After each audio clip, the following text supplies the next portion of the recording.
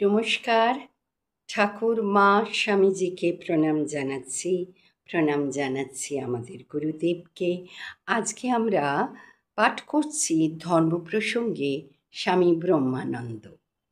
স্বামী ব্রহ্মানন্দ তিনি লিখছেন, ঠাকুর সার্জেন সাহেবের কথা বেশ বলতেন।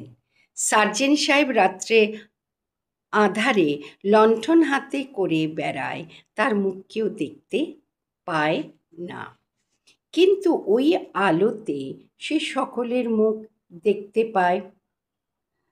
যদি কেউ সার্জেন সাহেবকে দেখতে চায় তাহলে তাকে প্রার্থনা করতে হয়, বলতে হয়, সাহেব কৃপা করে আলোটি তোমার মুখের ওপর ধরো, তোমায় একবার দেখি। ঈশ্বরের কৃপা পেতে হলে, তার দর্শন লাভ করতে হলে কাতর প্রাণে তার কাছে প্রার্থনা করতে হয়। তিনি জ্ঞান সূর্য, তার আলো যদি কৃপা করে একবার তিনি নিজে তার মুখের উপর ধরেন তাহলে দর্শন লাভ হয়।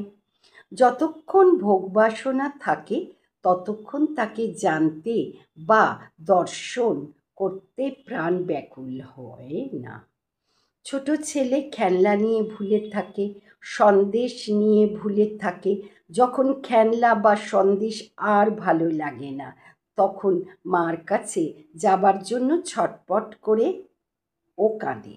মানুষেরও সেইরূপ ভোগ বাসনা শেষ হলে ভগবানের জন্য প্রাণ ব্যাকুল হয়।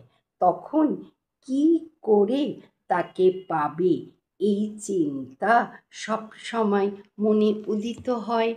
জয় ঠাকুর, জয় মা, জয় স্বামীজি, জয় ব্রহ্মানন্দজি। নমস্কার, জয় ভক্তবৃন্দ।